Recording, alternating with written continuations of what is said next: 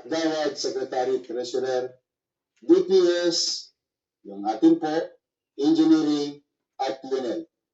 Bago pa dumating ang bagyo, nahakot natin lahat ang basura sa lungsod ng Maynila.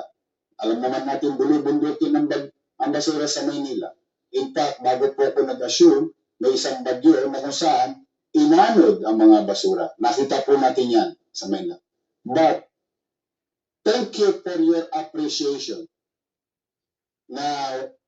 Na-appreciate nyo na yung bahay walang basura sa lungsod ng Maynila. Pero hindi po dyan nagtatapos. Malaki pa po ang kakarapin nating problema sapagkat napatunayan na namin kagabi, alas 9 ng gabi hanggang alas 2 ng madaling araw kung saan ginamit po natin ang DPS, NTPB at Engineering Office kung saan para bungkalin yung mga drainage system at nakita natin na totoo at we are in the right direction that one of the major cause ng flooding ay ang mga drainage ay barado ng burak. So mga barangay chairman, mga kagawad, naalala ninyo sa executive order ko nung pagsimula ko pala na talagang gawin natin tuwing Sabado ay bungkalin natin ang ating mga kanal ng mga bara. Ito'y nagpatunay na isa sa major factor na kung bakit lalong mabilis ang pagtaas ng tubig at matagal ang paghupa. So, iyan po'y isa lamang sa suliraning kaya ko na pong patunayan na personal. Dati haka-haka lamang ng ininyero, haka-haka lamang ng individual, haka-haka lamang.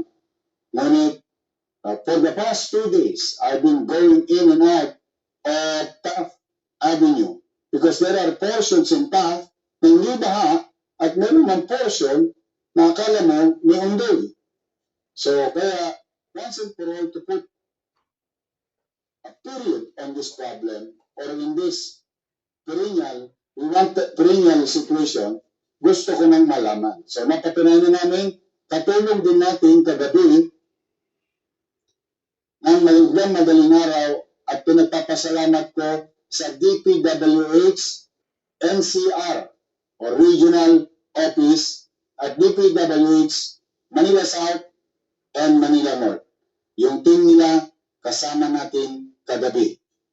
So, now, having said that, may problema sa pumping station na pinagawa, ngunit hindi gumana.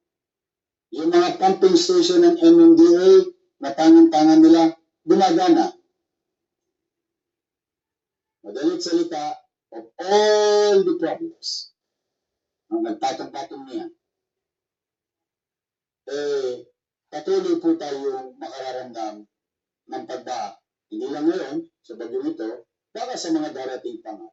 But rest assured, I assure you, to the people of Manila who's watching right now, and to those who have family members living in the city of Manila, ay kami po hindi titigil. Bubungkalin namin yan, whether bumabagyo, at namin pa will take advantage kapag yan po ay tuyo na ang ating mga kalsada at wala nang ulan.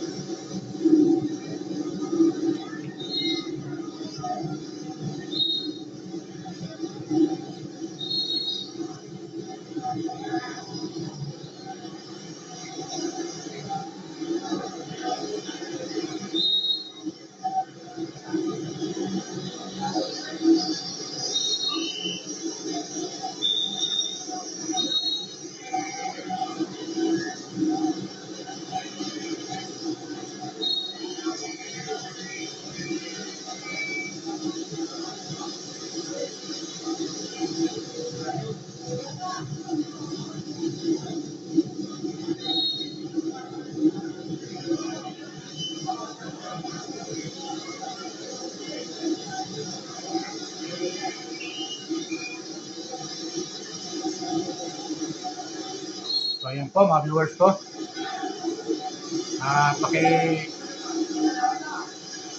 Subscribe, like, and share, comment sa aking video upload. Patungkol sa aking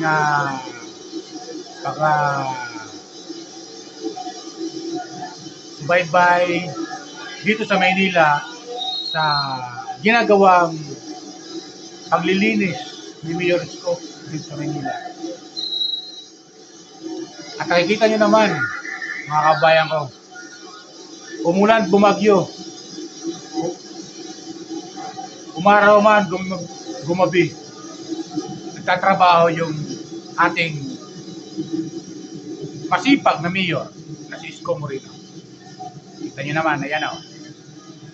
Grabe. Dapat nagpapahinga na to kung nasa bahay na lang at yung mga tao lang ang gagawa niyan. Pero hindi. Pinupuntahan niya para malaman niya kung ano ang problema pa sa mga lugar, lalo-lalo na ngayon sa tag-ulan at binabaha. Para malaman niya, para sa susunod, iutos niya sa mga tao, alam niya na ang gagawin niya na ano to. At pag hindi sinunod ang tauhan niya, babalikan niya ito. Makikita natin kung gaano kasipag itong si Mayor Isko. Tuloy ang panonood natin. Huwag niyo po kalimutan mag-subscribe like and share sa ating video upload patungkol sa masipag at hinahangaan kong mayor ng Maynila na si Mayor Isko Moreno. Ito. Nagtatrabaho talaga. Grabe. Sobrang sipag ng mayor na to.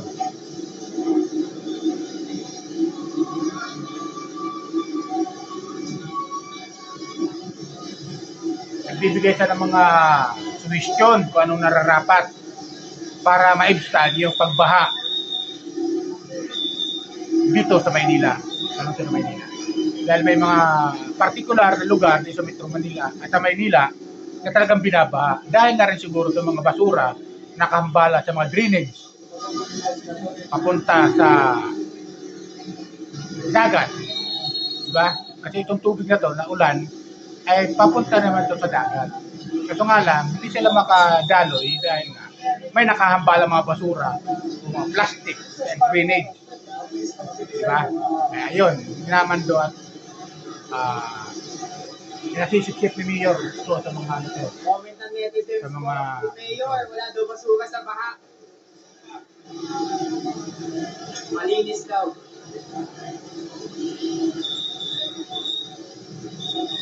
yan.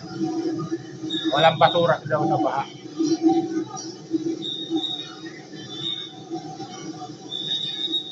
Talaga napakasipag ng Mayor, mga viewers ko. Ngayon naman mga kababayan, ako'y nakikiusap sa inyo. No? Nakikiusap po ko, i-delay lang natin ng konti. Ulitin ko po yung salita, no? Mga barangay chairman, mga kagawad, tulungan ninyo akong impormahan ang ating mga kapitbahay. I-delay lang natin ng kaunti. Konting oras lang, konting panahon lang.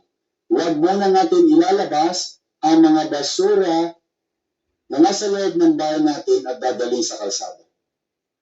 Sa ngayon, ay patuloy na nangungulekta ng basura ang UNEL. Ngunit, dala ng maraming area na hindi na passable, no? Maaari kayong nanonood sa Matthew, naka-experience na walang dinadaang truck. Pansamantala. Pero rest assured, babalikan namin yan. Kaya naman, ang pakiusap ko, mga batang Manila, mga nanay ko, mga tatay ko, na nanonood. I-delay lang natin ng kaunti. Dahil kapag itinapon natin ng basura na wala pang truck, dahil hindi makapasok ang truck, dala ng baha, yung mga basura na yan ay babalik din sa loob ng bahay natin. Dahil yan ay aano rin, katulad ng mga napabalita na sa iba't ibang dako ng Metro Manila na nakita natin na lumutang ang basura. Kayo na rin yung nagsabi, kagabi sa mga komentaryo ninyo, na yes, halos ba sa Maynila, pero halos wala, virtually, hindi perfect, pero virtually walang basurang lumulutang-lutang. So, panatuloy natin ganun. Because magbabara ulit yan sa drainage system natin. Ito namin, didisiplinahin lang natin ang ating sarili. Antabayanan nyo lang. Basta pag bumaba ang tubig, papasok agad ang truck ng UNEL, ng DPS para hakutin ang mga basura natin. Yun lamang po ang nire-request ko, ha? Mga batang Maynila, mga nanay at tatay ko, mga lolo at lola ko. I-delay natin ang paglabas ng ating mga basura sa loob ng bahay. Pangapat, maaari niyo pong gamitin ang programa ng national government. Wherein, kung may aberya, no? Kung may aberya, huwag natin kalimutan ang mag-dial ng 911. Maaari niyo po yan gamitin for all emergency response, particularly police, kung kakailanganin natin ng police. Nasubukan ko na po ito, nakita ko na po ito. Ito yung ginagawa sa pamunuan ni General Torre na personal kong nakita sa command center. Epektibo, so far. But the least thing that we can do kapag may problema is just dial 911. Ang Manila Police District, through the leadership of the PNP, will respond. Katulad na nangyari sa pagmamalasakit ng isang netizen, no? Kagabi, na kung saan may isang senior citizen na naiwan mag-isa. At ito naman respondihan ng ating Manila Police District at ng social welfare natin sa Maynila. So, dial 911. Pumanatag kayo, 24 hours bukas ang NDRRMO Command Center. Opo, yung ating mga empleyado dyan sa 4th floor ay nakamonitor po 24 hours. We are monitoring our roads, our streets. In fact, I don't know, pwede nyo na ba ipakita yung 5 o'clock situation natin? Ipakita natin sa utaw. Yung, at pa yung mga dadako at dadaan. Can you please upload it now? Meron na ba tayo? Napalawad ko na. Ayan. Ayan po yung picture. Baka lang magtaka kayo, ano? That is about 5:30 ng hapon na ito. Ayan. Bimapa, Santa Mesa. Next, please. Poresa. Ayan. Lahat po ito pinapakita ko, no? As of 5:30 yan kanina. Kay Christian. Ito po sa Kalaw. Nakita niyo po, gutter deep. Taft, Pedro Hill, gutter deep. Taft, gutter deep. So, yan po yung mga baha. Nakita nyo kanina yung mga walang baha. Para ito, sa guidance nyo, please do share. Pero huwag nyo muna forward, ha. I-share ninyo kung ang mga mahal nyo sa buhay, naghahanap buhay pa sa kalsada. So, ayan po mga viewers ko. Napakinggan natin yung announcement ni Mayor Isko dito sa Lungsod ng Maynila. Palala ko lang ulit mga viewers ko, palala ko lang ulit. Baka meron pang nanonood dyan na hindi pa nakakapag-subscribe. Subscribe lang po kayo, like and share, comment dito sa aking video upload. At pakishare na rin. Okay? At pakiusap po, huwag po kayo mag-skip ng ad dahil mga advertisement na po yung aking mga video upload. Okay? Yan lang po. Bye! Ingat po tayo lagi. Pagpalain po tayo ng pumay kapal.